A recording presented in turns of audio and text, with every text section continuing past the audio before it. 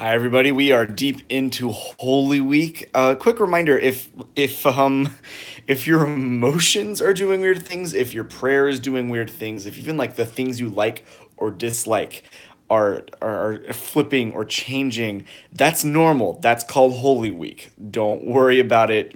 Pray about it. Like yesterday, I was happier than I'd been for months and grumpier than I'd been for months at the same time. It was like I don't even know. So don't worry about it. That's called a Holy Week. I want to talk today about Holy Thursday and a book that I read in college called Pilgrim at Tinker Creek by Annie Dillard. Annie Dillard wrote this book, and it starts out as a book about her cabin in the Pacific Northwest. And because she starts out writing about her cabin in the Pacific Northwest, everyone thought that it was a nature book, and she's like, "No, you were all wrong." So she went in and re added a few title pages to the book. And they just said day one, a few pages in, day two, a few chapters after that, and day three for the last section of the book. And the day one is about how she lives near Puget Sound. It is beautiful. Everything is wonderful and pristine and powerful and glorious, and it's shiny and new and exciting and sexy, and but it's also like saccharine and naive, but it's still fun. The the second chapter, day two, is about a terrible plane crash and how awful it was to experience, and how terribly burnt the victims were, or the victim was, and it's sad and tragic, and you can't get away from it. There's no escape from the tragedy of day two. And then day three is about she opens it with a meditation. Meditation is a weird word.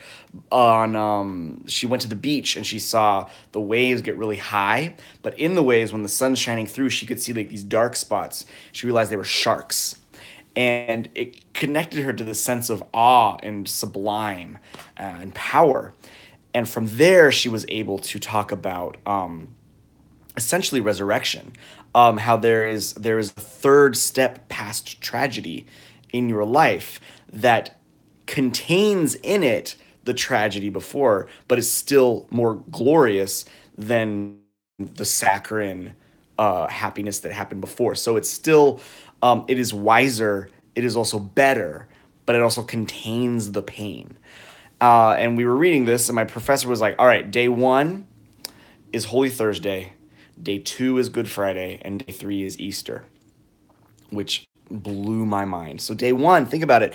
Go to the Holy Thursday Mass tonight and realize like there's a one little mention of Judas leaving, but then everything else is kind of like this warm in this warm fuzzy blanket of the Eucharist.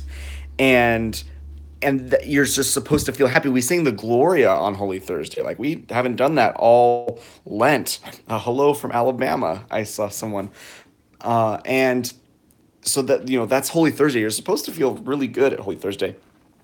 Good Friday is Good Friday, and if you've been to a Good Friday service, they're long. They take forever. There is no escape. Like there's just the tragedy of Good Friday. It's part of why we like you never know what to actually do when you leave the Good Friday Mass. You're like, okay, now what? But this is how it is. There's no escape the pain of Good Friday, and then Easter comes, and this is part of why Easter is so difficult to write a homily for. You have to talk about resurrection and rebirth and the glory and heaven, even, but you can't have amnesia about Good Friday.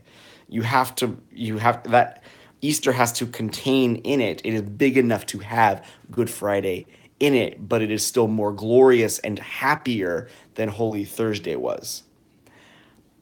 That's the mystery of this weekend. That's what's so difficult to get in our brains. And then the bigger these are the intimate truths, and then the bigger truths of our sins are forgiven.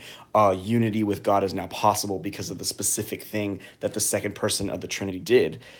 That comes into conflict with our misunderstanding of how day one and day two and day three are possible. So if you find yourself at a loss to pray about over this weekend, pray about that. Like, what is the mystery of day one? What is the mystery of day two? And what is the mystery of day three? And how am I wrestling with it? What instincts do I have that that counter that? And how is God trying to teach me the truth?